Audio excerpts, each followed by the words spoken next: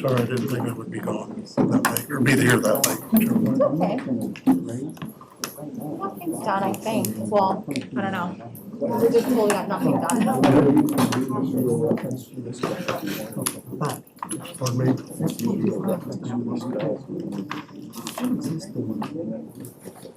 That answered your eyes for me. He can ask me that. We don't have to offer that.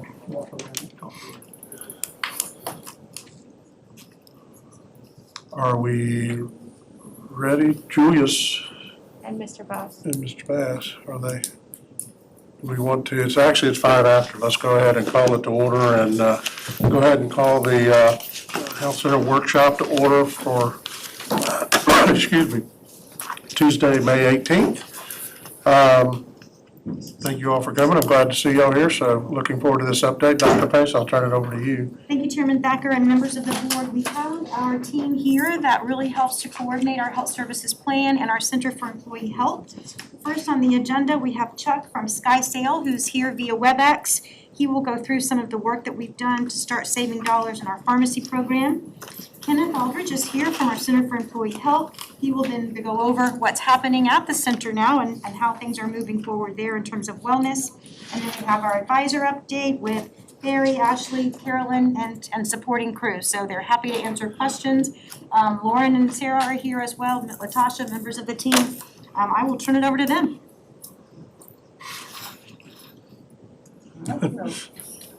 Chuck? Is Chuck ready to go? Hey, good afternoon, everybody. Can you hear me okay? Yes, you can. And Great. So, thanks for having us. Chuck Anderson, principal of the SkySail, along with Anthony Russo, who will take care of the Osceola account. I'm going to go over some very high-level slides, a little bit about what we do, and it's going to relate to how the plan was set up and how it's set up today. We're going to keep this very high level, but I encourage questions if there are any, and they shouldn't take too long. So we're not going to get into the sort of the nitty-gritty of the actual pricing performance, contract information. A lot of that information is confidential and proprietary to the PBM relationship and the pharmacies as well. So we'll just jump right in. If anybody has any questions, feel free to interrupt me. We'll go to the second slide. And this is a brief background on SkySail. You know, we've all been in the business for quite a number of years, combining our experience, about 75 years if you look at all the principals and folks that work on the team. We're providing what we think are sort of the best-in-class clinical insights, business information, using our advanced technology to do some really deep dives on the analytics around the data and data analysis. And then also providing our breadth of knowledge from the business in general that we interact with most every PBM in the country, and we see a lot of different things. And then getting into what's really important is we're going to focus a lot more on contract management and operational customer support service. So the next slide, you know, who do we serve? Well, we tend to focus on employers, union funds, health plans, government groups like yourself, school districts, state business. What's really important though is looking at contract performance and plan design operation.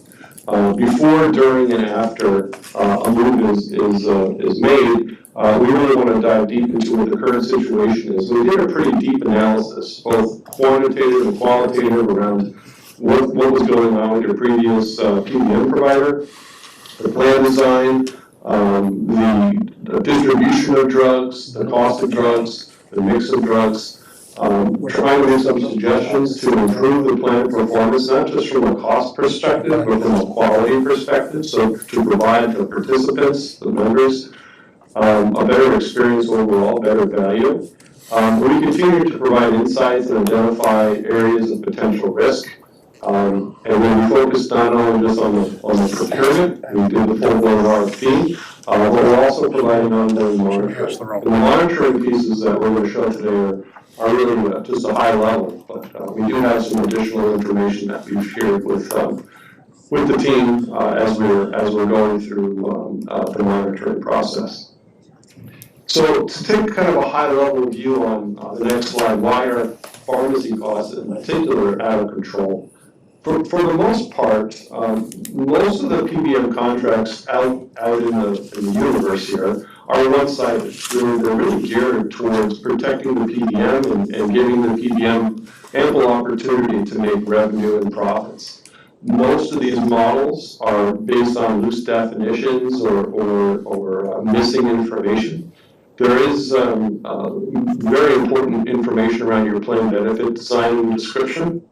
And we would say a lot of the time, some of these plans are completely unmanaged, right? There is really no good documented rules, or the PBM may have a conflict of interest on which drugs they're recommending and where they're getting them filled.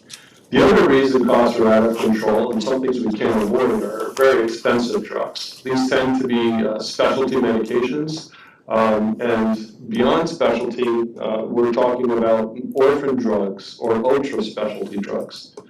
The average cost of a specialty drug is around $5,000 a month, could kind of give it some perspective, but there are some that are $10,000, $20,000, $50,000 a month, and multi-million-dollar drugs are out there as well.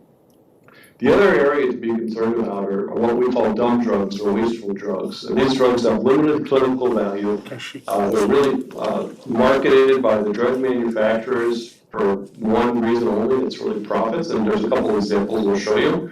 And all of this turns into this misalignment of interests, the interests of the PBM, the plan, and ultimately the members, and really trying to change the paradigm as we kind of move through this analysis. The next slide kind of gives a quick and easy visual perspective on total cost, right? What's driving the total cost? Most people are focusing on just the price. How much is it, right? What's the discount? What's the rebates? That's not necessarily what drives the total cost though, right? So it's not just the price you pay, but it's also how much you get, the volume, and which drugs you're purchasing, which drugs your members are using. And drug mix and volume probably make up about 2/3 of the overall total cost drivers. A lot of the price pressure comes from overall inflation, manufacturer price increases. What we're also seeing across the board, right, we're all getting a little older, and as we tend to get older, we tend to use more medications, so the aging population tends to drive up the volume. And then innovation, new drugs to market, and then market forces, which really it's all that direct-to-consumer advertising, television, drug companies, coupons, you name it. There's a lot of market forces that are incented to drive up more volume and higher drug costs and new drugs. We're also seeing drugs that are going from brand to generic, so there's some good news there. New specialty medications that have gone, not necessarily generic, but biosimilar drugs are also available. And the plan's actually using some innovative procurement that we'll go through a little bit later. So again, getting a little bit more detail around drug mix. So one of those circles was drug mix, which drugs your members are purchasing. Just sort of a high level, brands tend to be the more expensive medications between brands and generic. Typical brand drug for a 30-day supply could be anywhere from $300 to $500 for a month. Generics tend to be a fraction of that, around $20 to $35 more or less for a generic medication. And then specialty drugs, which we talked about too, make up a very small percentage of the utilization, but tend to make up a large percentage of the total cost. Some of the things that drive costs are also brands with generics available. And we've seen quite a few of these examples in the Osceola data. We made some recommendations to try to address that. We haven't gone down the road too far yet. And other things that come up along with the dumb drugs or compound medications. And we haven't seen too many of those, but there was a time where compound drugs that were prepared by a pharmacy mixing two or more different chemical compounds or drugs together could be extremely expensive. And that's something we also want to keep an eye on. Some examples, the next slide talks about drug mix and some of these famous dumb drugs, things like Duexis. And Duexis is simply a combination of two over-the-counter products, ibuprofen and generic Pepcid, famotidine, into a prescription that cost thousands of dollars. It's really driven by rebate maximization, if you will. Another example is Volovo, and some of these branded proton pump inhibitors like Nexium. So you can get Nexium by prescription. It's hundreds of dollars, comes with really great rebate, but you could also buy a generic omeprazole or esomeprazole over the counter for less than $20 a month. Some of the recommendations we also like to make is when new drugs come to market that you wait 6 months before you automatically add it to the formulary. And I think we're doing a lot of those kinds of processes along with the new PBM that started back in October. And then using some clinical edits to make sure that patients new to therapy try the most cost-effective medications before they go to a more expensive medication. The brands of generics available, that's something that we would recommend. We eliminate the ability to get those without some kind of cost-sharing penalty. And typically, it's the most fair way to go about that. You can always make an exception if someone actually needs that brand medication. But in this country, generics are far and away most cost-effective way to utilize medications. And then looking at those compound medications we talked about, putting some ingredient cost limits, quantity limits, frequency limits in place to make sure that we don't see high-cost compound medications being dispensed. And then looking at coverages for things that are available over the counter. Again, same medications, different pricing. That's just a little bit of drug mix management. The next slide's a little busier. It talks about the differences between traditional and pass-through. And I don't want to get too deep into it, but the plan before October of last year had a traditional-based PBM model where basically it didn't really matter where the members went. They basically paid the same price, and the plan paid whatever was negotiated with the PBM. So a traditional model, basically the PBM takes the risk. They're not charging an administrative fee, rather they are making their money on the drugs. And they contract with the pharmacies on behalf of themselves, and you contract with them. It allows for really aggressive underwriting and compared to a pass-through arrangement, which we'll get into. They're incented to really go out and contract better, but if they contract better, they don't necessarily pass that through. Again, so they're really contracting for themselves.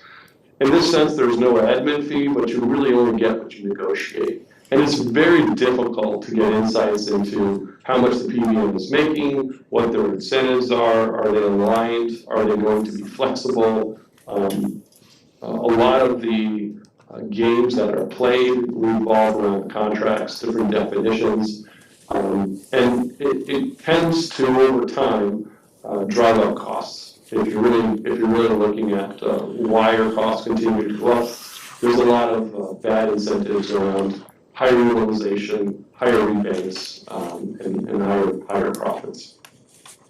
If you look at the next slide, it talks about pass-through, and this is what the plan is involved in today. The pricing arrangement with the PBM is really based on what they pay, you pay. So it now matters where the members go to get their prescriptions. Not all pharmacies price the same way. They are much more transparent than the traditional model. They don't necessarily have an incentive to recommend either the wrong drug or the wrong location. And they're much more interested in really partnering to drive towards high-value, low-net cost medications, as well as which pharmacies to go to. And they've been very open to making plan improvements again for the members and for the school district. Guarantees are not as important in a pass-through arrangement. We want to see them improving over time because discounts go up, rebates go up as prices go up. And they do charge a separate administrative fee, which should be the only fee that they make, again, aligning the interests of all parties involved. Any questions? Throw that sort of high level. Yeah, do PBMs, I'm sorry, can I recognize? Yeah. Do PBMs, get discounts for piggybacking with other agencies? Like, for instance, like, you talk about volume discounts. If we order 1,000 aspirins, and they get it at 5 cents a pill, I'm making it up. But if we were to, like, if, you know what I'm saying, collaborate with the county or the sheriff's office or whatever, and buy them in a bigger bulk, you know, is there a benefit of that through the pass-through? Yeah, I mean, a lot of the pharmacy pricing is dependent upon volume as well as the rebates. However, if you're dealing with the traditional model, you don't necessarily benefit from that volume pricing unless you're extremely large, right? You have to be, you know, hundreds of thousands or millions of lives to really get them to pass through better rates for you or negotiate better contracts.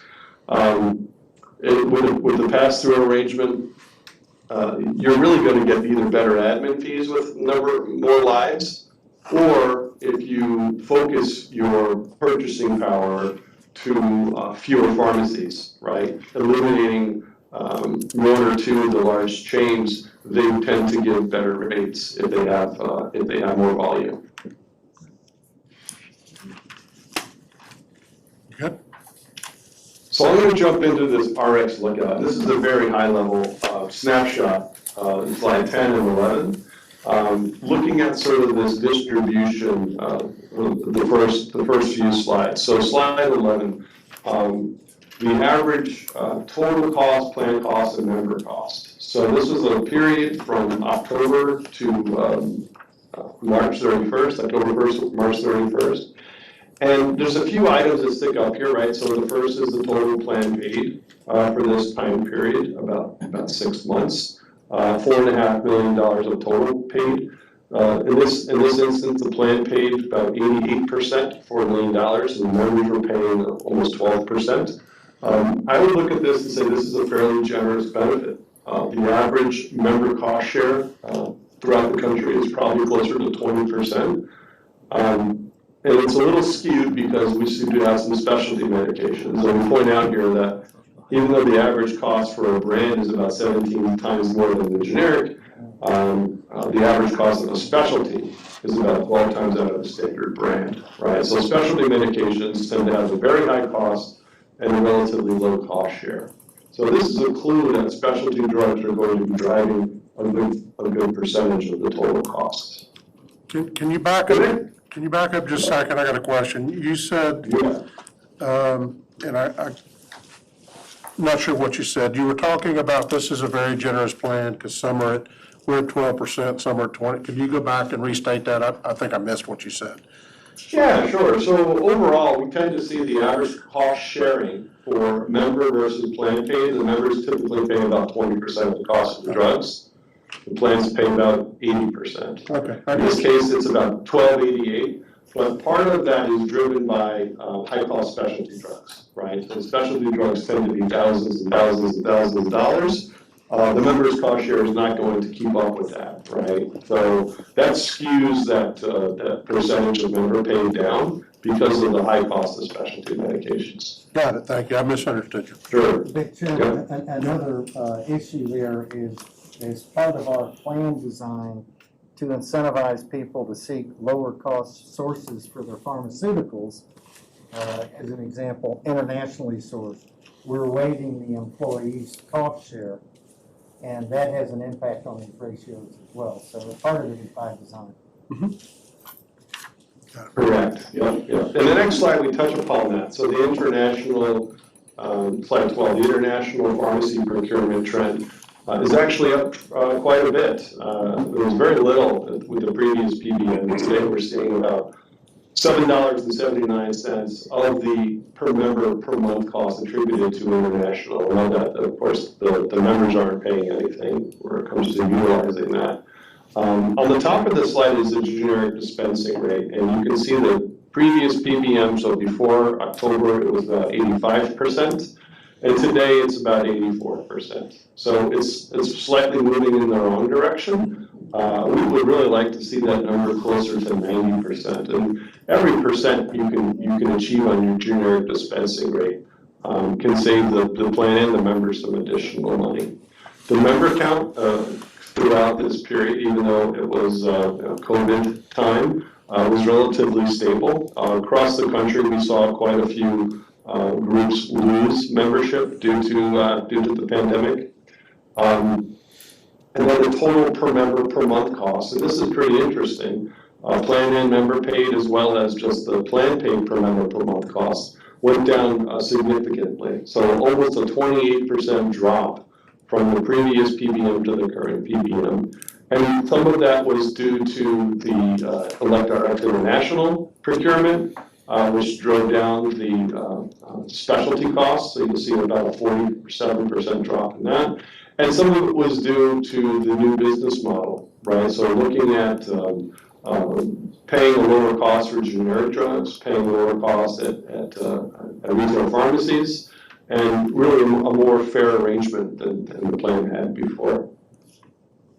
On slide 13, we did just a couple comparison graphs, and this is really interesting. If you're looking at before rebates, so before manufacturer money came into play with rebates, the trend that the plan was on with the old PBM was looking at 2018, 2019, 2020, a very flat line up, right? 13 million, 13.6, 14.2, and they were on track to spend about 14.9 million utilizing that current trend.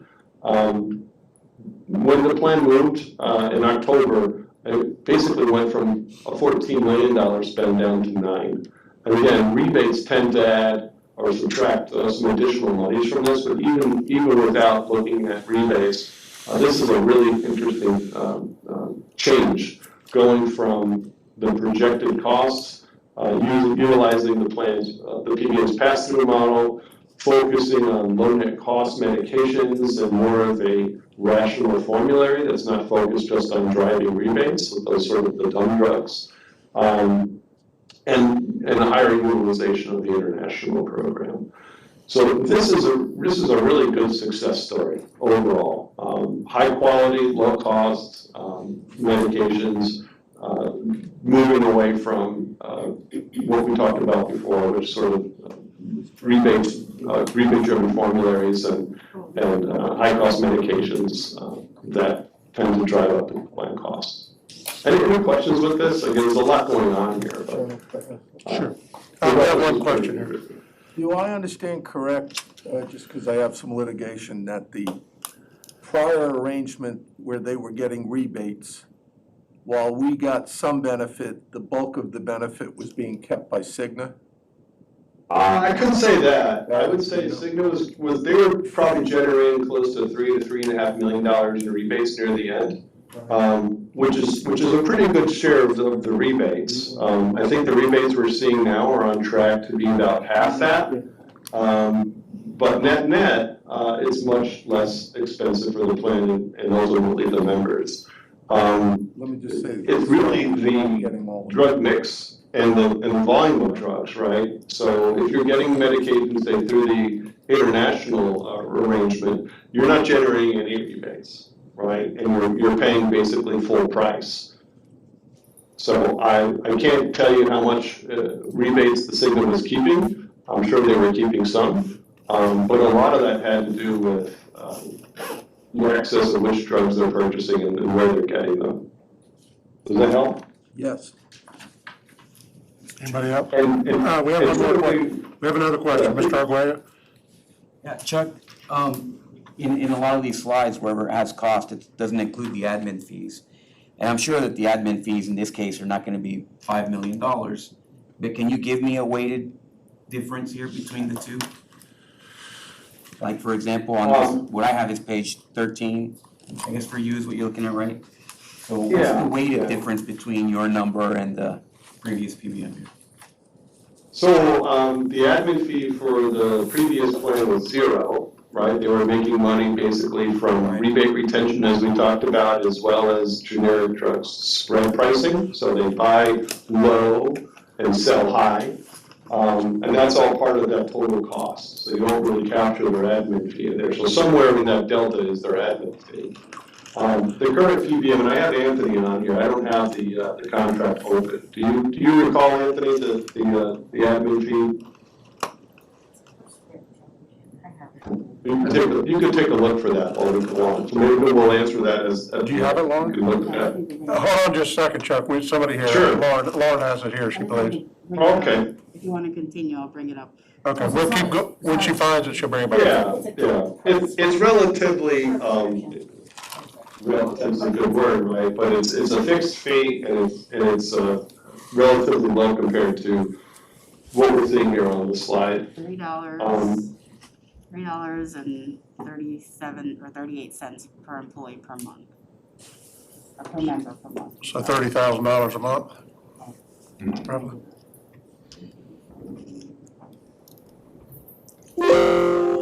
So if you were, In this time back to frame? that slide, Members. In well, this time frame? Be 3, 4, 5, 6, yeah, be Be 300, 180,000. Yeah. Give or take 10, probably. might be north of that. Per member, so it's 408,000 for the year. So if you go to slide 12, you can actually see, Don't if you, forget, it's more than $30 a member, we have 10,000 members, 9,300 members. 9,300. Huh? From 9,300. 9,300 times 30 is 30 grand, it's 29,000 a month. So it'd be like 360. Anthony, if you could, we have two numbers here on on this 13, R15. You have $14.9 million, and you have $9.5 million. Would you be able to give me the difference here? If you add in whatever the admin fee is, what's the actual weighted difference between these two numbers? Lauren, didn't you say? You don't have to do it now. Didn't you say it was about 40? okay, I would take that as a follow-up. Yeah. So it'd be 10 million to 14 million at 9. Do we have the actual number? Like, where are we trying to? Yeah, that's what I'm saying. We'll just We'll wait, yeah. Not about the historically though, I mean, at the end of the year, did we get the actual number? And- Cigna was 0, so we're not counting that, we're doing No, I right understand now. that, but I'm talking about the other ones. And she's got it, it's the 9,300 times the $3 and some odd. This is how we call it, so Per person. 9,300 people that are on the But plan. it's also a per script fee, right? No, That's a per, Only a per person. Traditionally it was, but it's not a per script, it's per member per month, so it's the $3. Alright, so we pay $3 per member, so it's about, let's say, no more than, so this would be $10 million. Yeah. And that's the number, and can you verify that for me? Yeah, I Can't just, do the math? because she said per script, you said 6, I didn't know what kind of. Yeah. the pricing for Osceola is very unique. Most other plans are per script, so I'm sorry. Not per script. 6 feet per member, it's easy per check. I just wanna make sure that I'm hearing, I heard two things. I want to say forward it either way, but At 9,300 members, it's 421,000 for the year. So for all of these numbers, on all these previous slides, we could just add $500,000 to know that it's under that number. Right, like this 4.5 million on our page 13, his page 11, where there's the current I think it would be half of that because it's only been, You're working with 6 months. 6 months of data, exactly. yeah, and then. I guess an easier way to look at it too is if you go to slide 12, if you just tack on $3 to the PMPM number, that will give you a good comparison of where you were at and that we are currently running with the admin fee included. Can you guys do that math? And just send us some updated slides? Yeah, we can definitely do that. Question. Any other questions for anyone? Chuck, ready to go. yeah, so I was trying to do some math here while you guys were discussing that.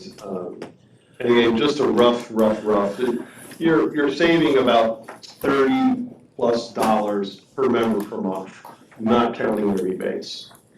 Right, so the admin fee, again, from a percentage standpoint, is quite small, when it comes to the per member per month costs. Yeah, we'll get you some updated slides though, so if you take that back with, maybe slide 12 and 13, we'll update those. Sounds good.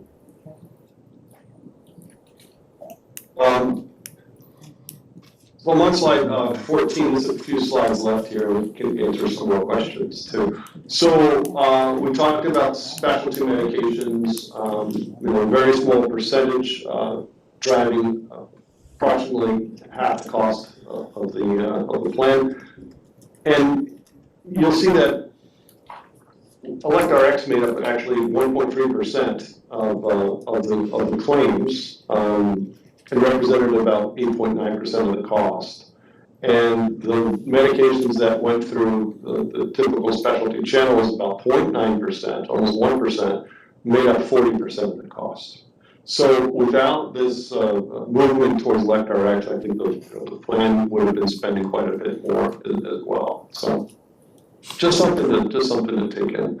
The next slide, I think, is probably one of the better takeaway slides too, right? So I talked about earlier, where the members go can affect the cost of the medications as well. So even though the drugs are a commodity, different pharmacies have different prices. What the pharmacy typically charges the public, so their usual and customary cash price matters as well. So the plan is paying the lower of the contracted rate or the usual and customary rate. And you'll see that there was quite a bit of prescriptions going to Walgreens and CVS before the new PBM came into place. Publix tends to be a low-cost provider, as well as Walmart, the independent pharmacies. Supermarket pharmacies, independents, Walmart, Costco tend to be low-cost providers. And there was a pretty good shift towards Publix and Walmart away from Walgreens and CVS. Walgreens is still representing about 15% of the claims, and CVS about half what they had before. And this is another indication of what's driving the costs down for the plan. And members will pay less too. If they have a cost share that's less than their copay of the usual and customary medication, you probably have heard of those $4 drugs at Walmart and other pharmacies, they pay the lower amount. So it's really in everybody's best interest to use the low net cost providers when possible, and the plan's doing really well here. Again, looking at Publix and Walmart growing, and CVS and Walgreens shrinking. Any questions, comments? Is HealthMart, is that online? I never heard of HealthMart. It's what they call a PSAO. It's really a buying group of independent pharmacies. I was just wondering, where's HealthMart? I've never seen that store. Yeah, it's Chuck's Pharmacy and others are kind of inside the HealthMart buying group. This migration has not occurred in a void. It's a function of proper plan design with incentives to encourage the members to seek services and pharmaceuticals at more cost-effective locations. Right, and I think we made a recommendation to continue to pressure Walgreens. They tend to still be an outlier from a cost perspective. I think there was some additional savings available if we would get the agreement to either limit or remove them from the network. There's probably a fair amount of disruption that would go along with that. But as you can see, over time that kind of settles down. There's a lot of pharmacies out there. Well, from a convenience angle, if you don't go to Walgreens, you just go right next door across the corner to CVS, right? Well, I wouldn't go to CVS, I would go across the street to Publix. Right, or right. Walgreens or Independent or another grocer, or I don't know, Costco. No, that's a very good point, but there is a differential between Walgreens and CVS as well, right? Under this arrangement, it does look like Walgreens is the outlier, so yes, it would be preferential to go to a CVS than it would be to go to a Walgreens. Right, but ideally go to the Publix, I got you. But no differential to the Yep. member, only to the plan. So the member still pays the same whether they go to CVS or Walgreens, but the Right. plan pays a lot more for Walgreens. But the member pays And- less by And keep in mind, the usual and customary pricing is important, right? So those low-cost medications that you'll find at a grocer or a Walmart, again, going back to those like $4 generics, CVS doesn't have that, right? They're not giving out below cost. It's really below cost, right? Because it costs them probably about $12 to dispense an empty bottle at retail, right? With all the overhead that goes into it. So those kinds of deals, if you will, exist at those top two low-cost pharmacies. Because they really want to get traffic, right? They want to be in the store. In the prescription. Any other questions? Private outside providers, right, and they see their own person outside just saying, hey, go there. Or they ask them, where do you wanna fill the prescription, because they probably don't care, right? The primary care doctor's like, hey, as long as you get the prescription, you're good. Now, can we have a conversation with those primary care doctors and say, hey, look. I'd ask me where I want the prescription to go. You You know, where do you want me to send it to? They It's don't, really about educating our members to make better decisions when they're with the primary care physicians. And then obviously, if they go to our Center for Employee Health, if we don't offer it in our formulary there, they're gonna advise the patient to go to Select RX as opposed to Walgreens. I'm guilty. Walgreens is convenient, but I'm gonna stop. Tell Wish I you, could stop my wife from. I'm trying to be careful from like a legal standpoint, Let but me we're tell not you why our employees I get my physical in 2 weeks, I'm gonna get new Let me prescriptions. tell you why our Not to employees ought to Walgreens. go to Publix. On Saturday, I went to pick up my medicine, right? CVS said that'll be $173. And I went, what? So I went on GoodRx.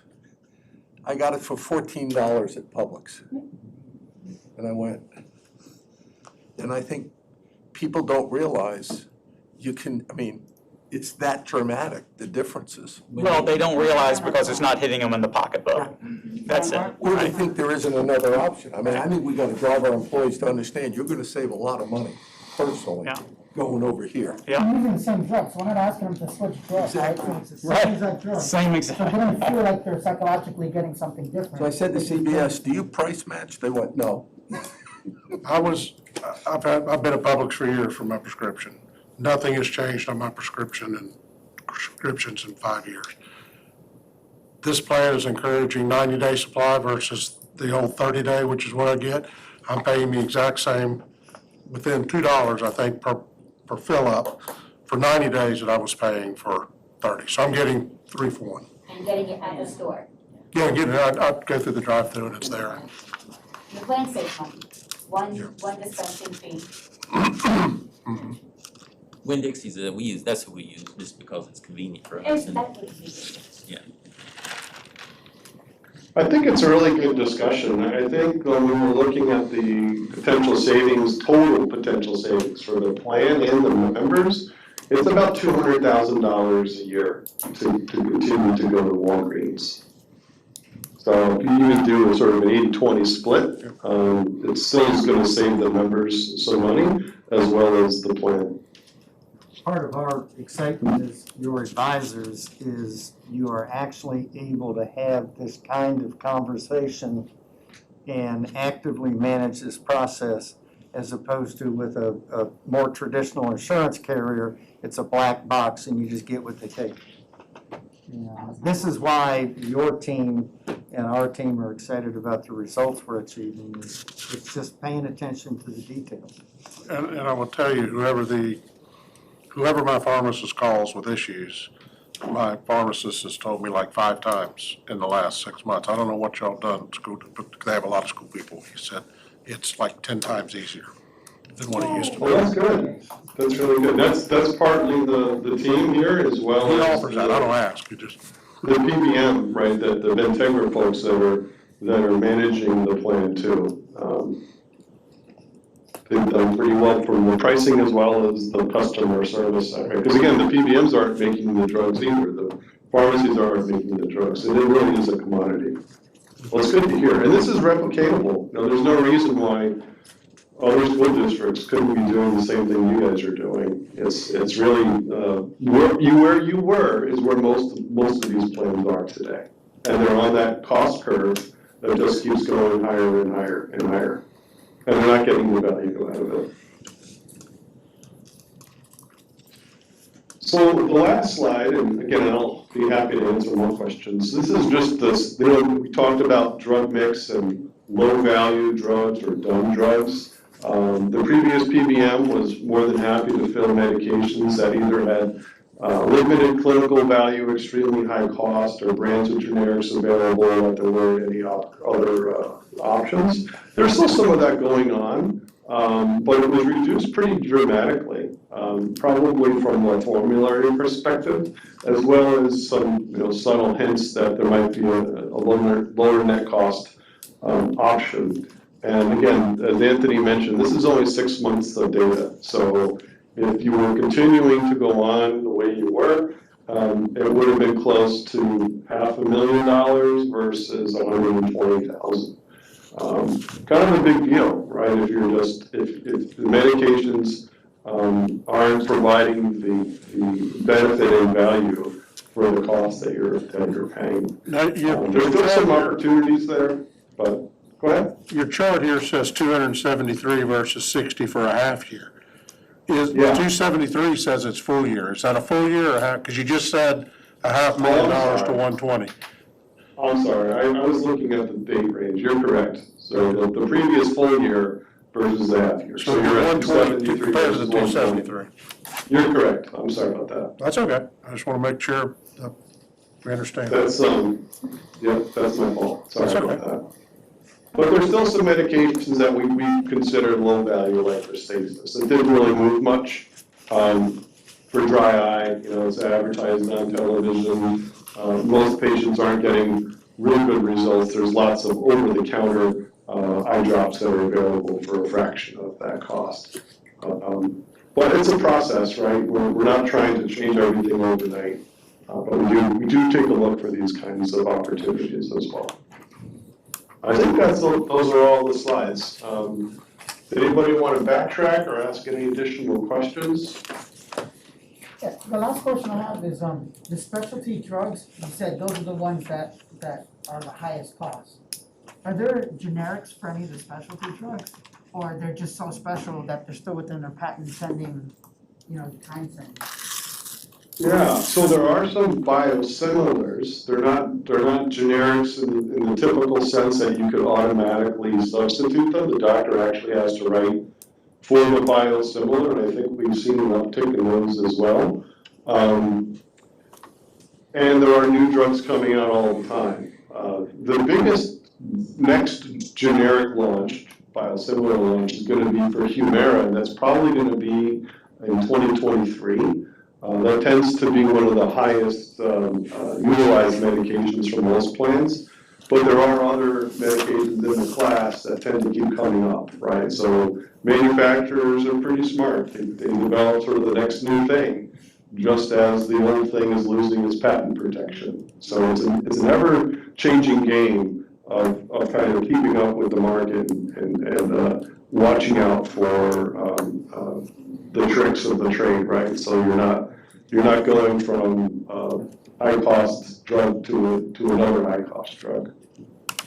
And it's also pretty remarkable too, right? So there's medications out there now curing cancer and curing blindness. And the other big thing that is out there and going to be growing is something called gene therapy medications. And these are sort of that ultra specialty that I was mentioning in the beginning.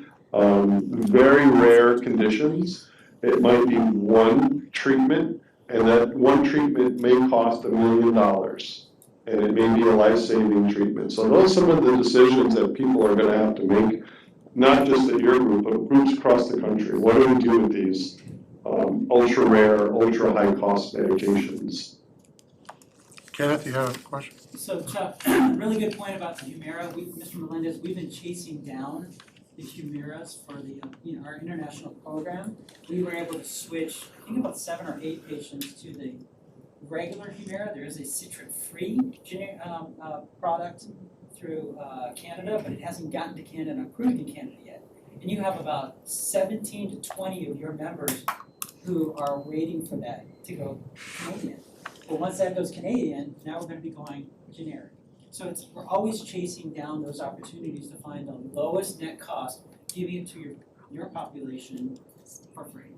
So that was a really good point, that we're chasing it down, and all of a sudden in 2023, it's going to go generic Well, we're gonna chase it down until that generic actually becomes the correct price in relation to the actual brand, because there is a period of time that it stays about the same price with that one product. Another thing I'd like to mention is the way that Integra is working in conjunction with electronics, it's not a threat to them, is when a drug is losing its patent here in the United States. If we're currently using that drug with Canadian pharmacy, they let us know saying, hey, this drug that you're using for ElectRx is going generic in the United States. So moving those people off of Canadian pharmacy and moving them back to the United States. So again, they're working together as partners, not as adversaries. I think when that happens, we're gonna need to address the plan design because the ElectRx International is free to the member. And if they're forced to come back to generic, even if it's a $20 copay, you can imagine, you know what $20 does to one of your members. Drives them crazy. So we need to recognize that and tweak the plan design when that happens. That's a good point, Barry, especially now, they have the ability to recognize that and change the plan design to incentivize the members to move it from the ElectRx to the generic and still get it free. Okay. Before, they had no option. Ken, do we do anything to, since we have our network of doctors, do we do anything to communicate with them and urge them to use generics or prescribe generics as much as possible?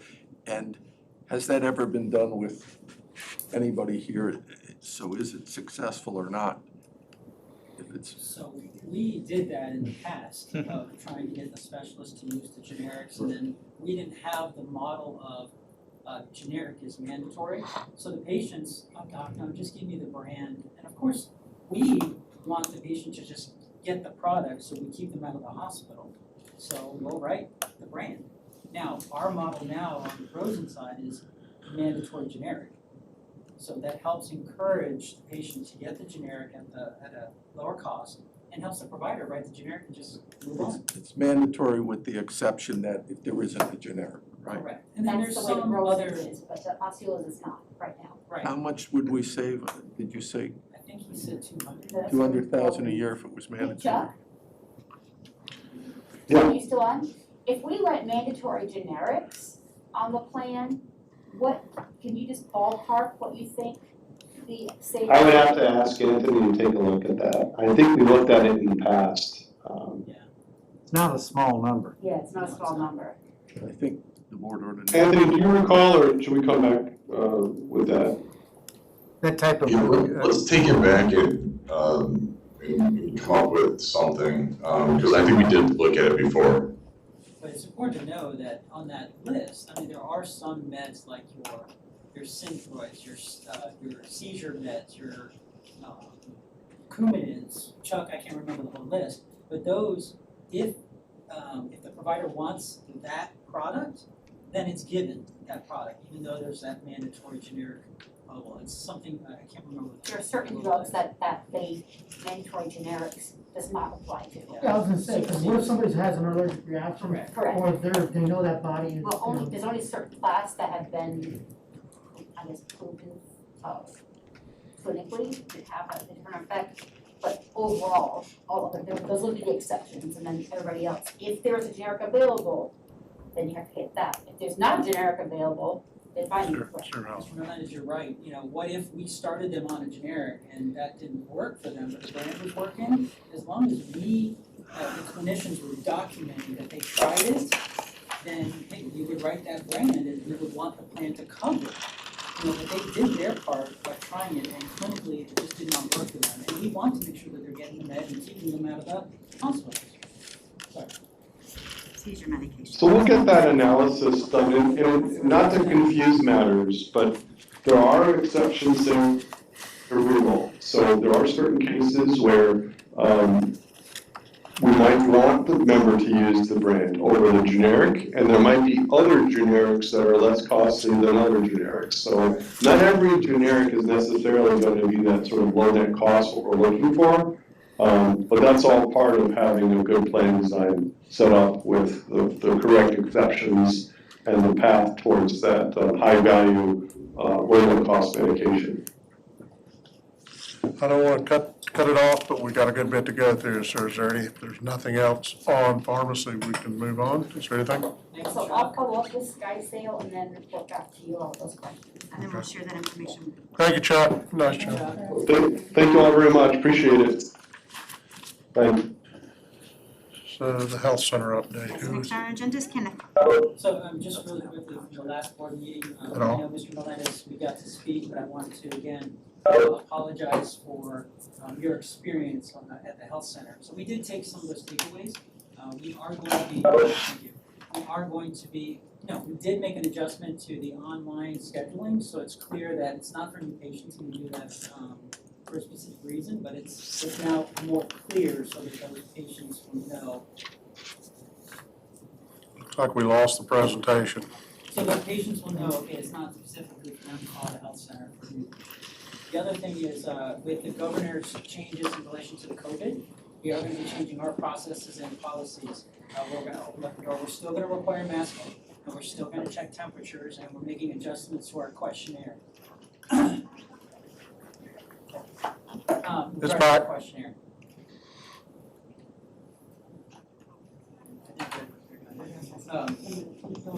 There you go. I think that was it on our part. So again, we wanted to express our apologies. So on the health center update, I know the board, they wanted me to give it more high level. And one of the things here is just again, 12-month encounters and just showing that from February to March, we increased by 16.5%. And then also some increases in relation to eye exams, EAP. And I'm going to talk about, okay, there's those major increases and what are some of the problems and what are some of the solutions coming out. Really on the last page also, I wanted you to see that there is an increase in televisits, which I really want to continue because it decreases the footprint of coming into the health center, so that may maximize our opportunity to bring in other specialties. Some of the other specialties that we're looking at are podiatry and also pulmonology.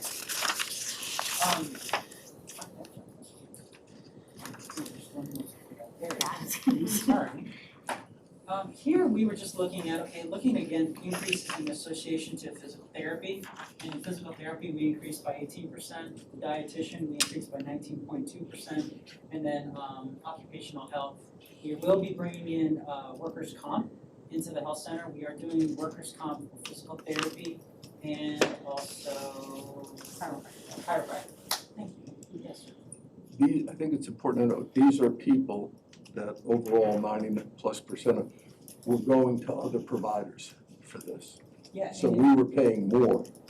Correct, and actually, if you look at, in this report, you see new, either med new or PT new, those type of things, those are new patients, and so we're continuing to grab from the market share, which is good. We talked about intentionally, we were looking at clinical improvement. If you're diabetic, okay, you're not getting your eye exams, we brought it in-house. There's another piece to it. We wanted to entice and drive patients to choose your health center. With the chiropractor, those numbers skyrocketed. With the ophthalmologist, we increased by 32%. So we did all those things intentionally. You'll see throughout there that we're grabbing new individuals, new unique patients from your program. This was something that your team put together. They wanted to see where were we at compared to the previous provider. And you can just see the comparisons associated. Now, physical therapy, we have a different model of physical therapy. We're the only IMC, which is neuromuscular healthcare, McKinsey certified providers in Orlando. Now, there is some growth going to be happening in that methodology, but the methodology is a different mindset. It's not, hey, let's see that patient for 3 times a week for 12 weeks and, get volume. It's what is the right care and the right method. And we've been able to show, and we showed some of the positive results and testimonials from patients for our physical therapy. Occupational health, there is a little caveat there that included workers' comp, and we will be including workers' comp, I think, in You know what's 7. interesting? I'm sorry to interrupt you, Dick. I know I'm projecting, I don't know for sure, that if we increase physical therapy, our need for narcotics will go down. like the number of pain therapists, people take the pill instead of physical therapy. I'm thinking if the physical therapy is better, I would like to see if there's some kind of correlation between how many pills are popping versus actually just seeing physical manipulation of the body. Yeah, and we have a program, the opioid program that you're, it's in here. Okay, and we'll go over those numbers, but you're absolutely correct. And I'm gonna talk about a program that was introduced by Orlando Health to us, and again, that's to help reduce the opioid need right from the beginning. Right. And we need to address it from the beginning, not, hey, you're on it already, now we need to get you off of it. And so those are the some kind of things that we're gonna be talking in a few minutes. And Kenneth, Yes. isn't a big byproduct of the PT, they're determining that people don't need to have their knee cut on. They don't need to have their back cut on. They don't need to have their neck cut on. I mean, that's where the big money's coming in. Right, and we don't capture that. We, we'll see the patient for their neck, their back, or whatever it might be, and we're not capturing the unintended, hey, they didn't need the back therapy, they didn't need the knee replacement, which would cost probably about $28,000. But we're treating the patient appropriately. But that ripple effect will show up in the data differentials in the non-health center side, where we see a reduction in knee replacements. And you can't make a direct correlation, but certainly the connectivity is there. Absolutely. Kenneth, one of the things that we talked about that's gonna be changing, that a back end, the seamlessness of it is in the future, if somebody's hurt at work and it's not an emergency, like your arm's cut off, you go into the ER room, you have to go to our clinic. And that's gonna cut down on a lot of these doctors who just, there's a lot of money there to be saved on the work comp side, guys. Absolutely. Managing it better. Absolutely. The next, the team requested, what kind of savings are we looking at that's being actually applied to your members for not having to pay co-pays? And so here's some illustrations on savings associated to PCP visits for your members, and also chiropractor and specialists. The more specialties we bring in-house, the better the utilization, but also your members are going there for free. So we saw in some of the data that they were not going to the ophthalmologist. Well, $60 is a lot of money, or $40 or whatever it might have been. And now they're coming to us for free, and we talked about it before, this association with making it accessible, making it affordable. The next slide is about your population when they come to the health center. They're actually asked, where would they have gone? And this number is actually improved, because before, the emergency room used to be off the charts. So you can see that there is a change associated to where the patients would have gone. So at the bottom there is just a projected savings from if they would have went to the ER, it would have cost X, or to the specialist, the primary care provider. So here we're getting into the fun part. So we talked about, I think the last time I talked about 54% of the total depressed patients or population from SDOC are actually coming to your health center. And we immediately, when we began, we started bringing in mental health therapists. We brought in a new mental health therapist also that speaks Spanish. With that, we've actually increased per hour, so we're probably going to increase it again, because I just found out that I think we already have 22 individuals, new individuals that are actually seeing her, which is a good thing, because now your providers, your team is focused on medical, and you have the mental health, focusing on the mental health and working together. And we actually got involved with an individual, I think she wanted to hurt herself, and we were able to intervene with the mental health therapist and also with our entire team, and got her to a place where she was okay, being able to help herself. And our team follows up with her, and Madeline follows up with her, and she's in a better place. This is exactly what we're talking about, because where would this individual have gone? The emergency room. But now we're helping her. And she would have been on meds. Meds too. But our dream is to continue to bolster that. Our dream is to get them out, our provider to Poinciana, so that we can, again, tackle a lot of the mental health that's out there. We want to make sure that we're removing also the stigma associated to mental health, to make sure that our population for SDOC knows you've got the help available through your comp psych EAP program, and your medical center has mental health therapists. Next is gaps in care. One of the things we recognized was a 32% increase on the ophthalmology. And we're adding another day because your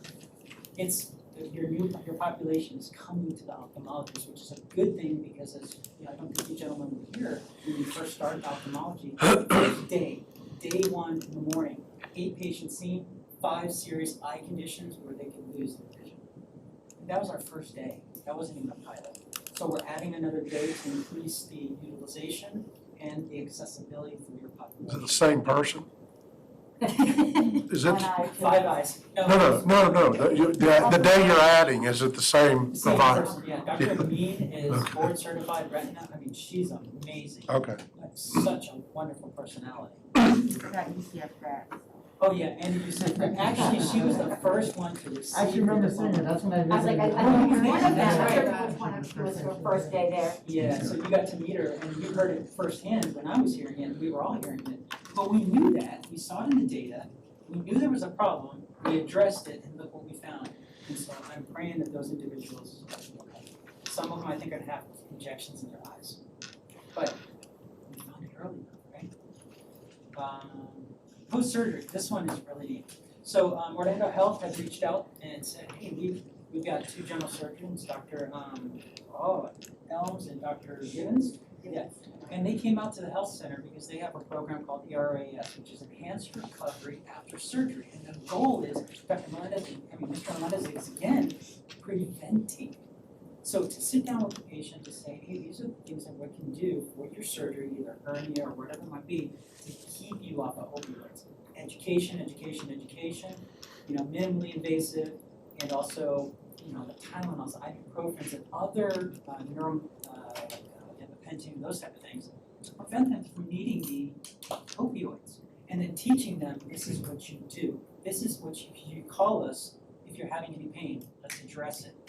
And removing the fear associated to being cut, but also telling them, hey, we're cutting into you, you're going to have pain. Give them the realization, there's gonna be pain, but we're gonna help you control it without the narcotics, because then that's when we get into serious trouble. So it's a great program that we brought into the health center, got all of our staff to listen to it, and we're referring to those 2 Orlando health providers. Let's be clear, Kenneth, you're not cutting on me. I will help. There's a long line. It was like a shot at the scalpel. One of the things, one day I was just thinking about the population as we see, and we've been very reactive. We came in on October, we recognized there was some mental health, and we brought in mental health. We recognized the, patients were having challenges affording ultrasounds, we brought in green imaging. Brought in electronics, very reactive. So one of the things that I talked to the team and got approval to do is start looking at social determinants of health. And that's where I'd like us to, I put a team together to identify, come up with a questionnaire that's gonna help us quantify and identify our patients. Meaning, are you safe at home? Do you feel safe walking around the neighborhood? How are we gonna tell somebody to go walking around their neighborhood if they walk outside and they're in Chicago and they get shot or something like that? How are we gonna do that? Or they don't have food in their pantry, or they live in their car, or they live in a hotel room. That's our reality. And so if we can identify those individuals, identify here's some problems, here's the solutions, identify the individual. Kenneth comes into the health center and it's, I have a SDOH, social determinants of health score of 10. Our provider can take a step back and figure out, wait, what's going on here? How can I help this individual? How can I tell this patient to purchase this product if they can't afford it? So we would have immediately solutions, maybe a food pantry, I just don't know. So we put together a team, one of our providers, Brandy, our wellness coordinator, Giselle, Brittany, our dietitian, myself, and Madeline, our mental health therapist. So we're putting together a questionnaire that we're gonna send to the population so we can figure out, okay, where are we starting? But also identify and figure out what do we gotta do to help our members and have everything already ready, so when we recognize it, you don't have food, bam, here's a solution. Remember when we did the grand opening, and I didn't talk about this with anybody, so I apologize, but remember when we did the grand opening, we were talking about your schools making food for us. that a solution? I don't know. But we're gonna figure that piece out, so we're calling it SDOH and SDOC. I would want to emphasize that the ability to look into and promote these types of programs is only available when we can have direct communication with our hospital partners and take full advantage of their resources without the interference of a middle person in the middle trying to steer traffic and things like that. Again, just unique program and platform that we've got that allows us to actually seek solutions and allows our hospital partners to bring forth solutions that can make things better for everyone. And Kenneth, because I think we ought to make it very clear that Orlando Health, particularly Nemours, HCA, have been spectacular working with us. Yes. When we've identified anything, Sarah and I met with Orlando Health. They couldn't have been more like, is there anything that you need us to do, et cetera? It's been a great partnership and relationship, and we really enjoy working with them. Continue to, if they have any resources or any educational or any new programs, that we would be willing to do a pilot, at the health center. Again, we have a captive population we're serving, and let's see what we can do to help our members provide better, or help us provide better services and outcomes. And the last slide I forgot, sorry, our satisfaction score is 4.83 out of 5 for the month. Historically, I think it's important for our new board members. Prior to the board and Dr. Pace starting this program, we never had any of this information or knowledge. Nothing. And nothing was being done to try and help our employees avoid health issues. Absolutely zero. And this is how far we've come. But we're gonna go further. On the survey part of it, because one thing I would like to see, if the goal is to try to convert more people into the health clinic, to try to lower the cost, rather than going to an outside provider, I think that conversation needs to always be, hey, thank you for choosing the healthcare clinic. I know it sounds like a basic thing, because we can tell people, hey, you have choices, we appreciate you coming in. So that can either be like the initial welcome in, or like the outside, just kind of a reminder. That needs to be like something that we always tell them, hey, thank you for choosing the health clinic. It's there. The other thing too is the initial visits. When you look at CMS reimbursement rates, that's like Medicare where they pay you. The initial visits are paid at a higher rate than the subsequent visits. Yes. And a little bit longer. So when you talk about initial visits being quoted on the website, that the provider actually do comprehensive care as well. Because when I went there for my first time, even though I was complaining about something, so they went straight to it, and I get that. But ideally, the first time a patient visits the center, they need to do a comprehensive exam. It may take a little bit longer, but do the eyes checks and do the whole kit and caboodle, because you don't really know that patient's history yet. You're kind of gathering that data for the first time. So that would kind of be my recommendation. So when you guys do initial visits, categorize it on the website, everybody knows about it, and then we really tell them, hey, thank you for choosing us, because it's the initial visit. That's like a red flag, and like, hey, treat this person like they're super special, even though every employee is, but you know what I mean? And they can, that way you ease that transition going in there, and they feel like, hey, I got the whole, comprehensive evaluation, and then that way moving forward, you guys can be better at, giving prescriptive, treatment after that. Absolutely, and after the last board meeting, as listening to you, we definitely run that back to the team to make sure that we are talking about, hey, it is a choice, but also the welcome and also the closing needs to be that. Thank you for choosing us. And we're going to continue to make sure that our population understand all of the services that we offer now and what we're going to be doing in the future, because that strategic plan, we have a lot of great opportunities. So the next slide, we put out the Center for Employee Health, and we're using a Helix platform to track it. We have a wellness incentive that we've had for a few years now, where employees earn points to get a premium reduction. So the free plan, you can only get the free plan is if you do your wellness activities. And those include going to your primary care physician, getting lab work done, your colonoscopies if you're able, and then they have self-reported ones. For this time of the year, these are our numbers as of last week. So we have close to 2,000 employees that have taken the health assessment questionnaire. That's an easy 25 points, so it means that at least 2,000 employees have been listening or getting ahead of themselves. And so far, we've had about 1,000 employees that have already completed their 100 points. That's very good for this time of the year because teachers being in the classroom can't really get out to get stuff done. So we'll see an uptick on their yearly physicals during the summertime. Compared to years past, it is a really good number. So working with Helix and the health center to push those along. How much were their deductions increased by? $25 for the single and then $50 for the family coverage. Can I ask a question? And that's per page. We came up with the mobile breast skin, right? Would a That's a different way I was trying to say it. Mammogram. Mammogram, that's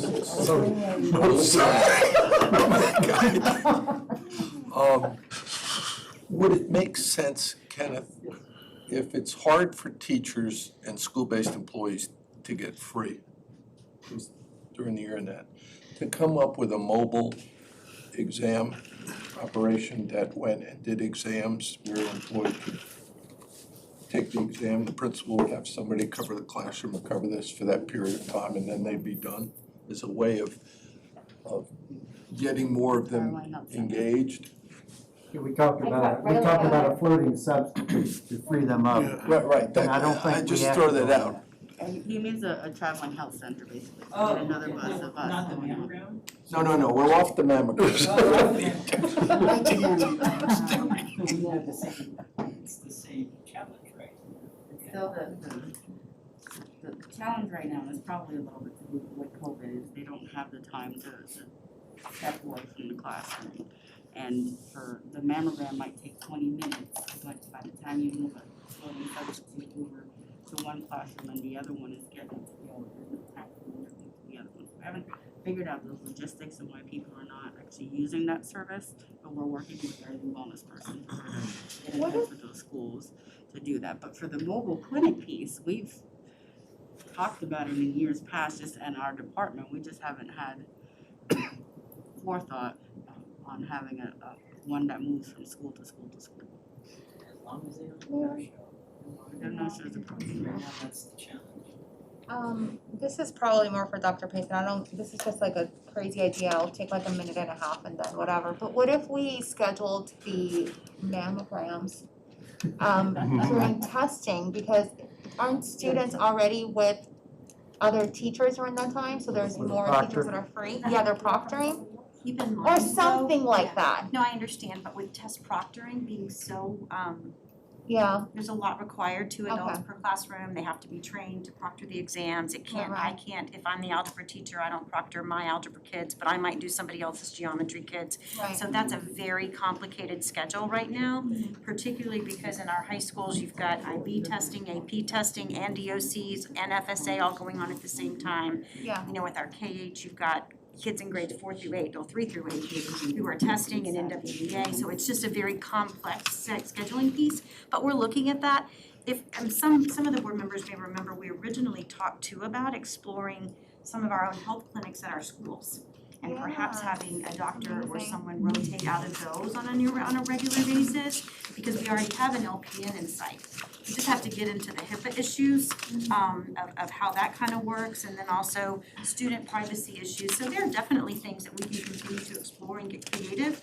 I think our initial aspect, or at least the initial direction, was let's get this going and get this right first. Yeah. To continue to grow services and react to the things that we've identified like we've done in terms of expanding out access into Point Siena, looking at potential partnerships where we could expand access other places, and then start looking at some of those more creative solutions outside the I think one box. of them was Saturdays or something like that, right? So we're open Saturdays, right? Like if that's a full day, and maybe get rid of Monday, if we wanna pay people too much overtime. You know what I'm saying, like maybe we find out what their slowest day is, cause I know a couple of private practices that do that. They close Sunday, Monday, and they open up Tuesday through Saturday, cause so many people do have to work, and they find it more convenient to go on the weekend. We'll definitely explore that. Any other questions on the Center for Health? Actually, one more thing. Oh, So we are on the mammograms, as soon as we can fix the no-shows. But one of the things that we want to do is diagnostics. I have like a half another page for diagnostics. So it's something down in the future, but I'd like to, see that on the table. So when you have a screening mammogram and it comes back positive, now you go into a diagnostic, where you have ultrasound and those type of things. You can do it on the bus, on site. But it's a full day event because you have more technicians on the bus and more requirements for that day. So once we get that no-shows issues dealt with, then we'll support that. And then going back to the Saturdays with the summer, the summer is where we're gonna be skyrocketing, in visits, even more so than what we've done this year. The sonography is available on the bus as well. We're gonna get there with the no-shows. or anything else? I just would officially say I don't wanna know anything about mammograms. Don't worry. We are offering them No, and. you're still taking a tour, so you understand our ladies. You can drive the bus. Ashley, are you the Yep. next section? You- Yes. We've got, just for kind of a time check here, we've got about probably 45 minutes or so, and there's 3 sections left. I don't know if 15 minutes kind of for guide per section would Yeah, we'll get through it. just, Okay, so here's a high-level comparison of our most recent 6 months of the plan year to the previous 3. So if you'll look, you're back in 17-18 year, we're at about 59 million, went to 63 million. We were hired that 58 million year, and then the plan changed dramatically the most recent 6 months, and so you're down to the 21 million. I like to focus on the per employee per month cost, which is that 556 for the most current year, because our number of covered lives change. 556 versus the previous year at 760, and you can kind of see the years. So the trend is moving in the direction that we predicted. We're pleased with that. The 556 is comprised of the numbers down below that. So the 308, the 120, the 64, the 65, that rolls up to that 556. is that 556 annualized, or is that for 6 months? That's annualized. Okay. Yeah. It's actually per month. Per month. Yeah, it's per employee part, so you just multiply that times I 12, got yeah. you, I got you. Times 12 times the number of employees. Mr. Thacker, I just want to point out a couple of things. This says per employee per month. Right. We mentioned a couple of things earlier on the pharmacy program, that was per member per month. This is employee count, not member count. Gotcha. Just make sure that, Thank you. make that difference. And going back to our predictions on this 308, the 120, the 65, and the 64 and the 65, we knew the 64 and the 65 numbers were going to go up because those are all the new solutions that we're bringing you. And so as those numbers continue to rise, you're going to see a heavier reduction in the overall kind of net numbers. Any questions there before we go to the next page? Yeah, just one question. I have to go back to what we were talking about before in that prior slide, when we talked about the $9 million for prescriptions on the PBM plus the, whatever the fee is. But when I look at this year, says prescription plans for 2019-20 are 11 million. Yet over here, we talked about 9,000,005. So if we add 9 million plus the 400,000, what's the difference between the prescription claims and the PBM cost? I think we're dealing with. No, that's only half the year, present. I'm talking about the year prior. The year prior was 11 million, like the third column in slide 31 is 11 million, right? So yet when you go back to page 15 of our thing, we say 9 million, whatever it was for 2020, if you add 420 to it, it doesn't equal to 11. So what's the Right, difference? taking out, rebates are not applied to anything in the. So claims is like the total gross number, and then once you take rebates out of that, then. But the rebates were only 1.5 million, I thought you were saying. Which would put us at 9. Chuck's numbers may have been run at a different time. We can look into that, though. That's a good question. Yeah, just so I'm comparing apples. to Yes, apples. absolutely, yeah. Any other questions there? If you'll go to the next slide, Barry, if you'll click that. This is the rolling 12 months, and so it's interesting, you've got 6 months, okay, under the previous plan year, and then you've got 6 months under the kind of new way of doing things, and you've actually got the first 6 months of COVID, and you've got the next 6 months of COVID, so it's interesting to see those numbers. What I like to look at is that far right column, because it's comparing, your cost to budget. And so if you go down to that year to date, that 90% number, far right column, it shows that we're 10% under budget there. Sarah, are you seeing this in our healthcare reserves? So yes, we are starting to. The big question mark is kind of what's gonna become our new norm in terms of monthly claims expense, because that's really been all over the board still. We have some utilization numbers in here we wanna talk about as well. We know at the beginning of implementing a new plan, we're not quite back up to everybody 100% utilizing the plan, so that could be driving some of the reduction we see. But we are definitely down in our expense numbers to date, and we're running in line with budget at this point. Okay. And then on the following page, you can see the most recent 6 months and how that compares to budget. So that's looking favorably.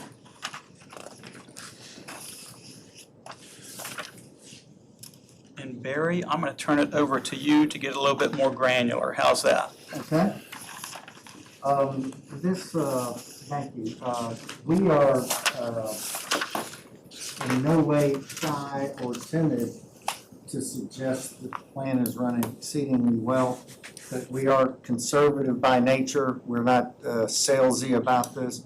We recognize that we're in a continuum of time, and no doubt about it, we have seen a reduction in utilization. And we are looking into the causes of that, as whether it's just all COVID. Lauren and Sarah have been very quick to point out that they've been here long enough to recognize that when there is a major change in a plan, the utilization, people tend to kind of wait and see. We also have the summer months coming up when your people are going to be have time to attend to their issues. And we're coming out of this period of time when perhaps some voluntary or elective surgeries, they're going to be more comfortable going and getting those problems taken care of. So we're not at all here to trumpet how great we're doing year to date. It's a great place to be compared to the last few years. I think the differentials between budget and reality will narrow over time. But I'm pretty safe suggesting that at the end of the year, we will have considerable savings for this health plan compared to past patterns and trends.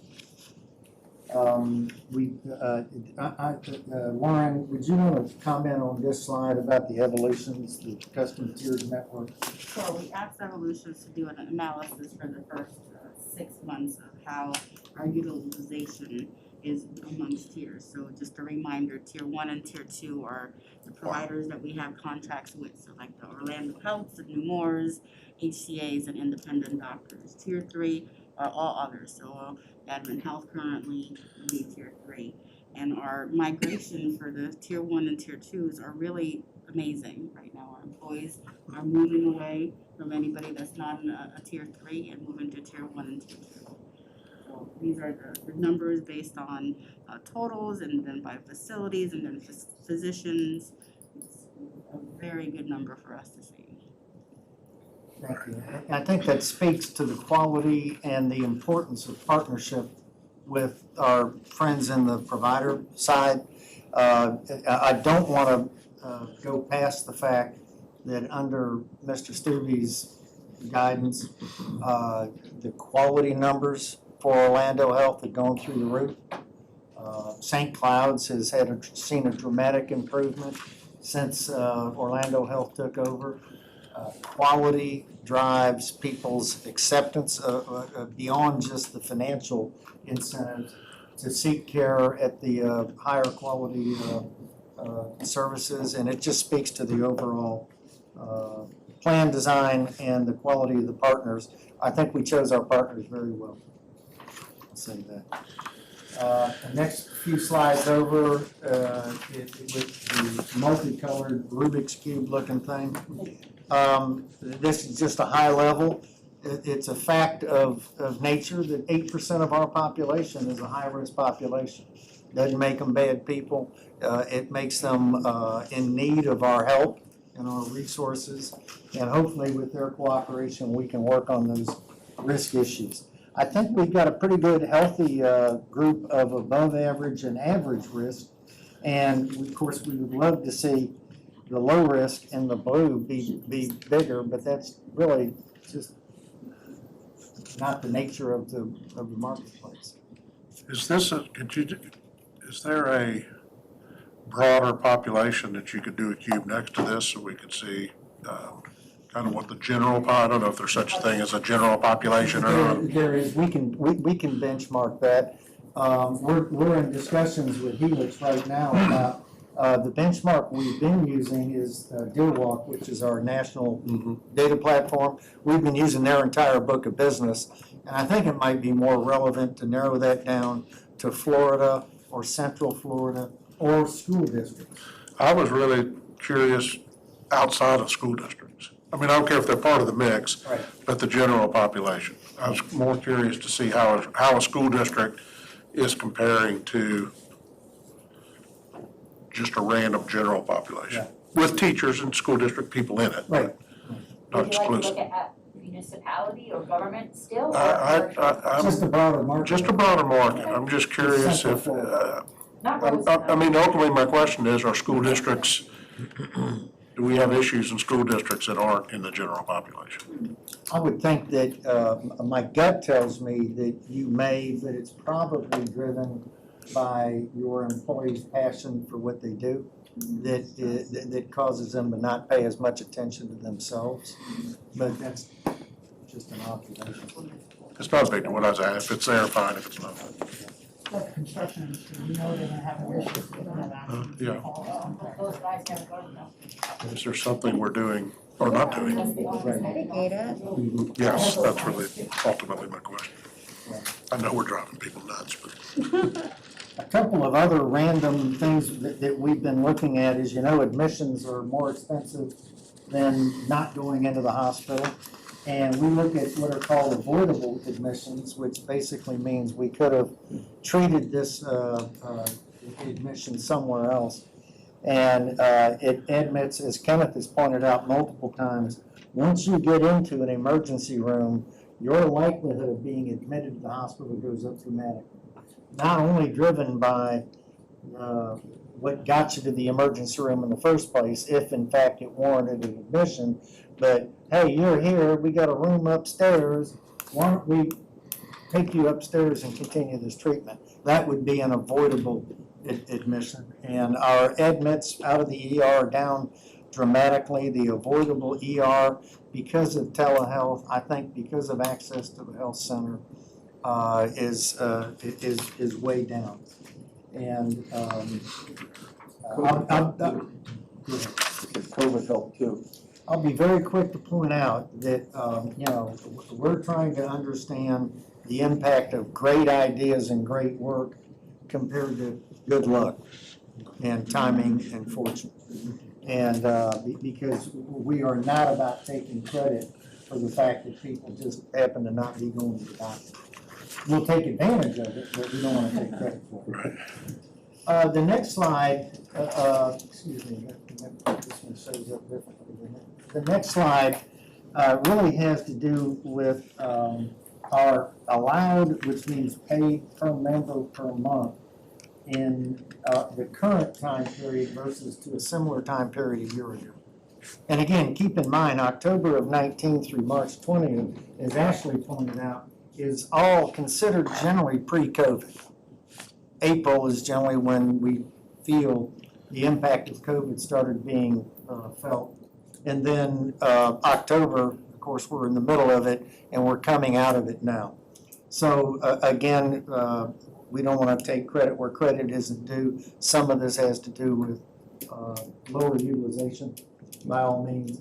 But if you look at congestive failures, in the October 19 to March 20th time period, the plan was spending $14.26 per member per month. We're now spending $5.39. Live births are down, and I don't think the birth count is down necessarily, but certainly we have a better handle on the cost of live birth. Infectious disease, we're going in the wrong direction. And again, nothing is ever 100% great news, but with having this data, unlike with the prior administration company, we at least acknowledge that, recognize it, we look at it. What if we take Frank out of this? Drops down to below 2. So I was gonna say, so COVID is a part of that. It is. It is, and so you'll know, the numbers I saw, we had 1,092 COVID-related claims at a cost of $2.25 million that were directly related to COVID. Any deaths? Can we use the money from the feds on that? Can we use the legal money? Yes, Yes. and we're going to do that. And we're applying for some federal. You probably addressed this earlier, but how much is utilization down? Are we down? I'm gonna address that next. Oh, okay. Yeah, thank you for that, though. And again, we're looking at this, and as advisors, we're not saying, gosh, we don't want utilization drops to get credit. We're just trying to understand the drivers behind it. You know, one of the things we looked at, as you'll see in a couple of slides, is that the number of office visits is down. But if you take into account the increase in health center visits, the number of office visits is actually up. And that's a success of plan design drivers and a well-run health center. That's a positive thing. So we're looking at, we're trying to get a handle on all of this. And it really wasn't relevant to look at this until just now, because you can't look at 4 months data or 3 months data and draw any conclusions.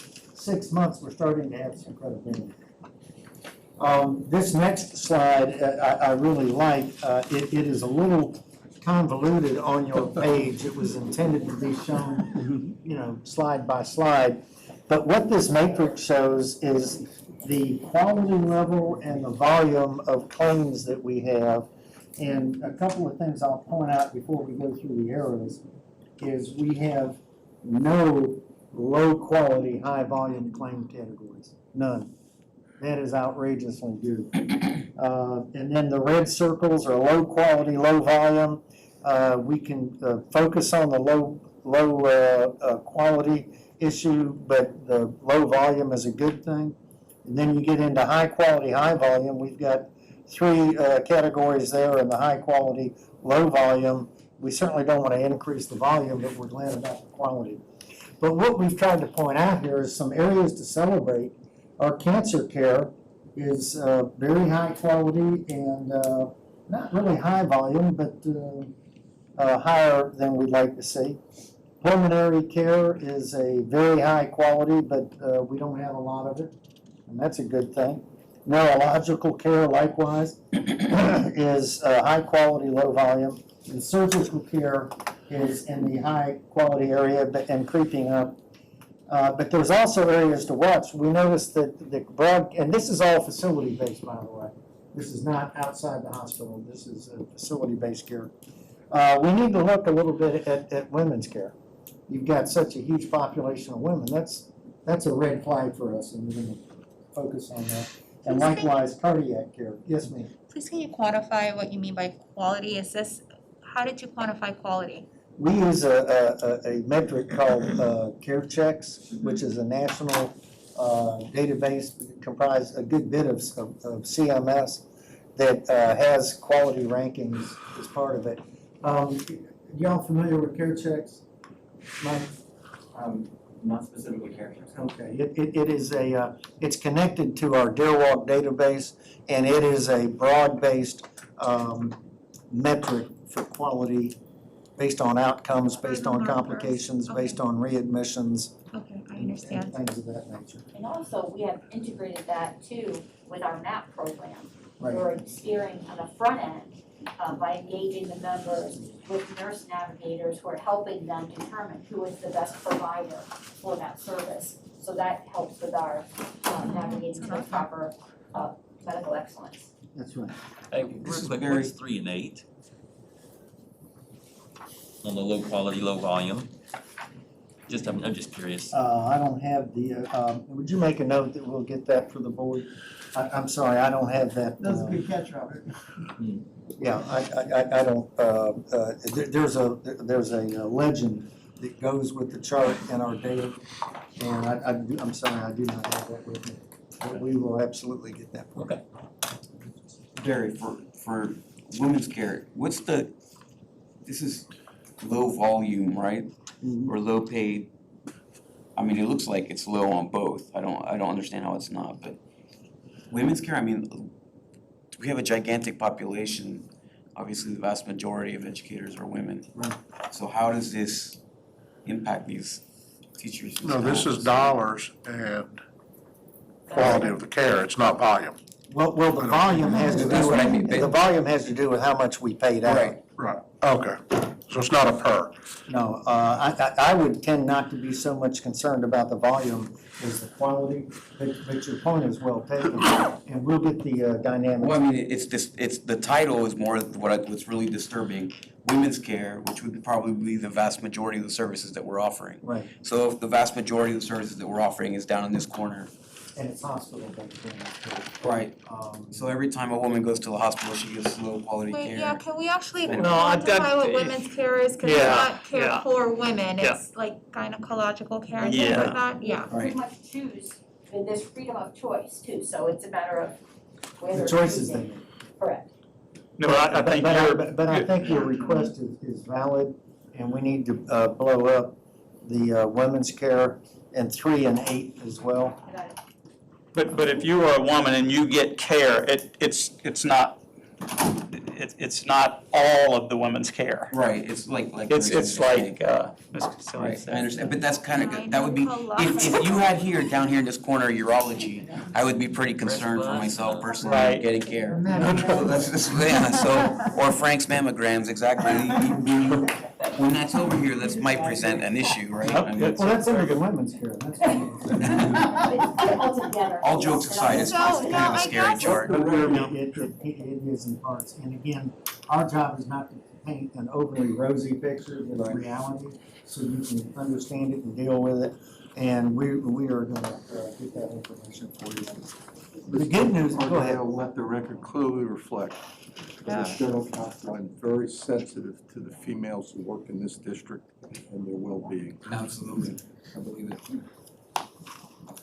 The good news is if you look at total care, which is number 1, it is a high volume because that's everything we're doing.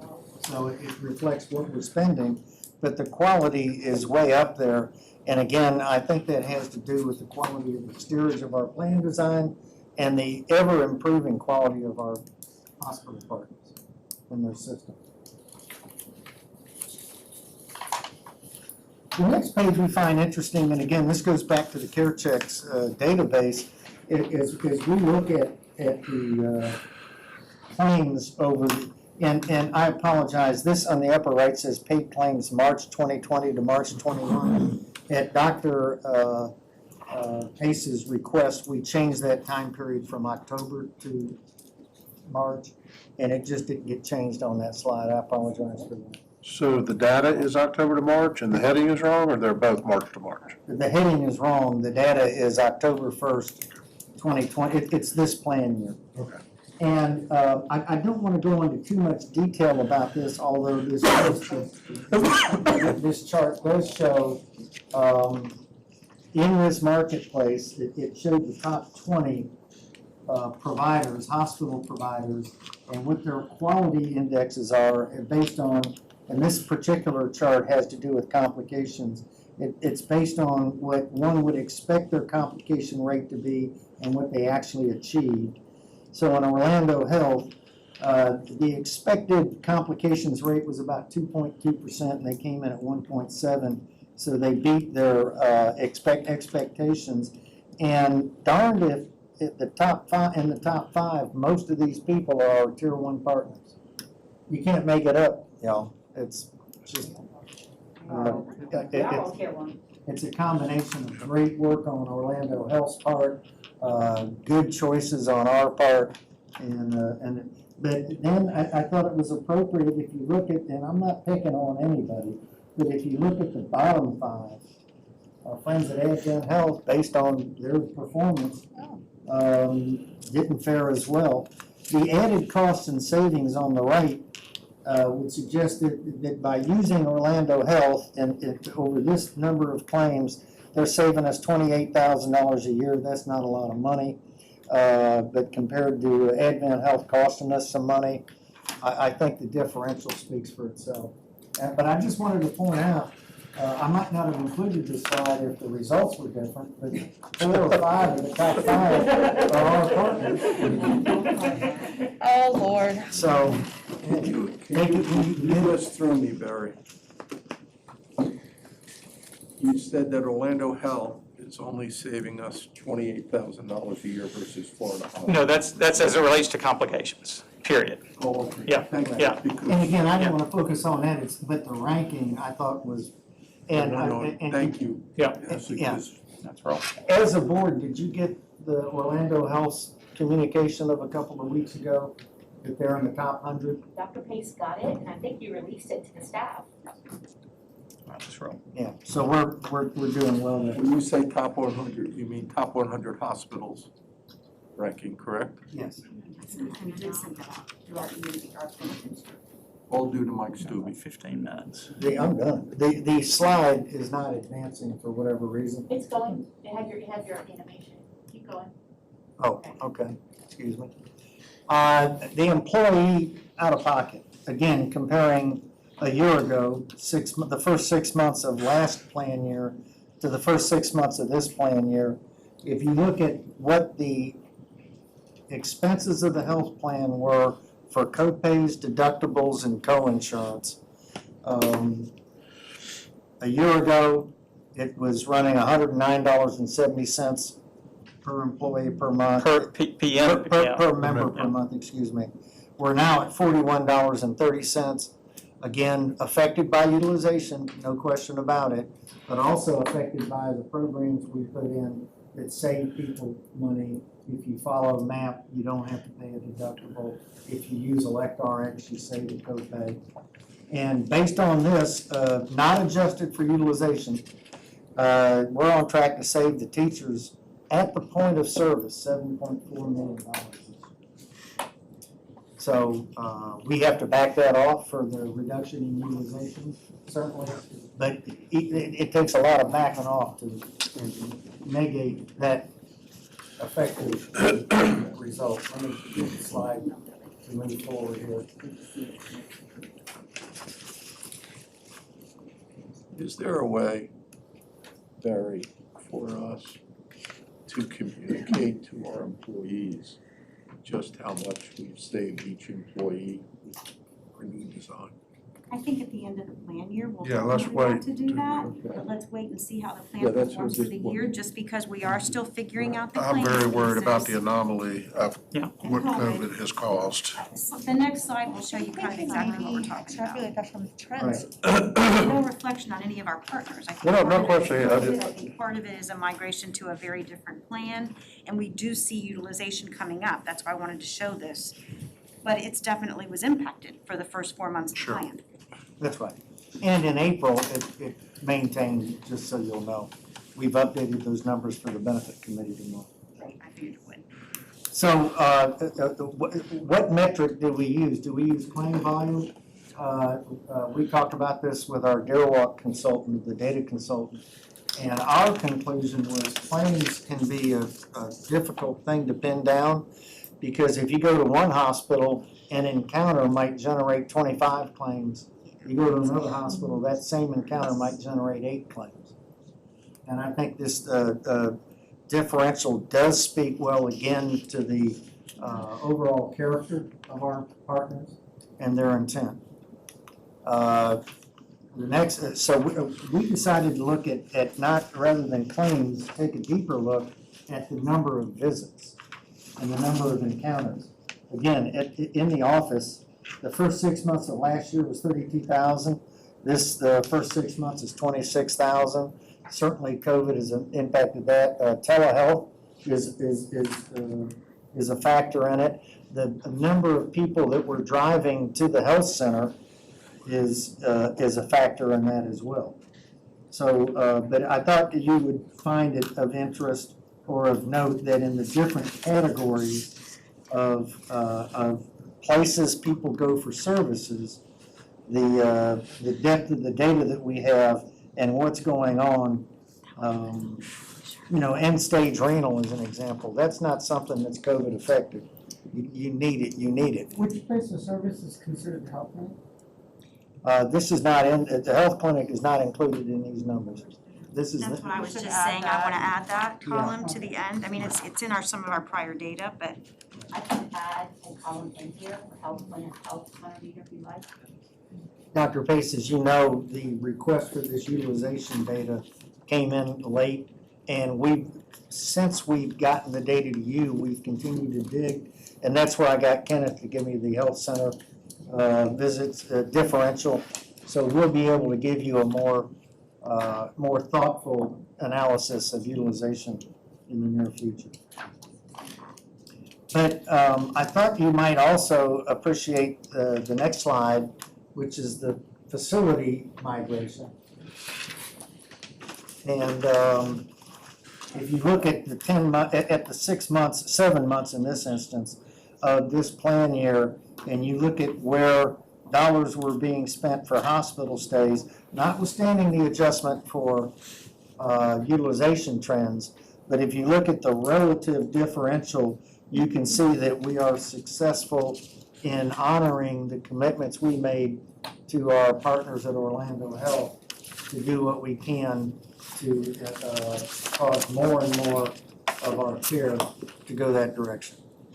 And we're not trying to penalize anybody, we're just taking advantage of the good faith negotiations and partnership we've got with our primary partner. October, November, and December has a little star, a little asterisk next to it. There's claims, life, and sickness, if I hadn't put claims in, it's really attributed to the previous claim. Wait, when you say facility migration, these are claims that are going to these specific places? I don't understand, that's what that means? Okay, thank you. And it's just the dollar amount, we Right. didn't do the numbers or Sure. anything like that. Any questions about that? If I had to summarize it again, I don't want to underscore or comment that it's working the way we thought it would, it's working the way we knew it would. We're fulfilling the dream, but I would caution against premature exuberance because things have a way of balancing out and catching up. This is good data. I think it's going to be interesting to see in another 6 months when. We have the data, and it's your data. Yes. You have all the data. Yes, thank goodness. That's huge. Dr. Pace, how's our feedback internally from our teachers? Because I know there's people that we don't like this, we like the old way. I mean, have you been getting any kind of well, I will feedback? say that Lauren's team has been truly fabulous about when someone comes to us and makes us aware of a problem, they get right on it and they work with the partners to resolve that issue and make sure that the person's getting the medical care that they needed. Is it more inconvenient than it used to be able to go anywhere? With Cigna, absolutely. And it's not that they can't go anywhere, but some hospitals and doctors are saying we're gonna do cash pay if you're not because I'm in a tier 3 provider. So we're working through those issues, but and like I said, is everybody 100% happy? No. But the noise has been much more minimal than I anticipated with the type of change that we impacted the system with. I mean, this is a pretty significant change from what we've done for years and years and years and years.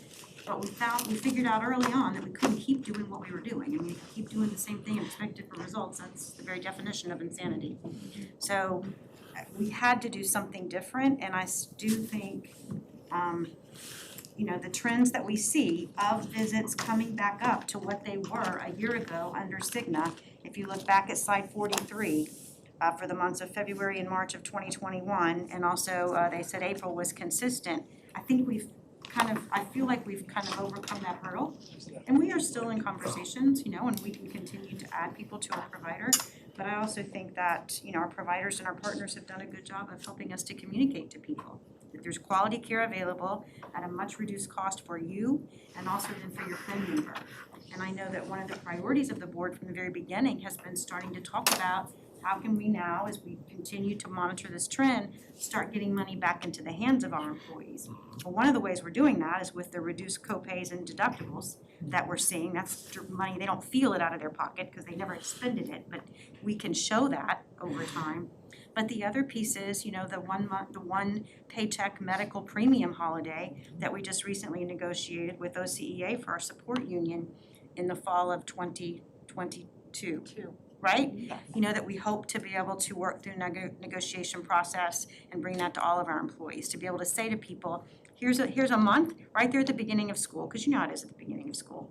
You got kids that you gotta buy school supplies for, and you're amping up and getting everybody new sneakers, and even if you're adult in the system, you sometimes want a new outfit for the first day of school, or something, whatever the priority is for you and your family, that fall is always an expensive time.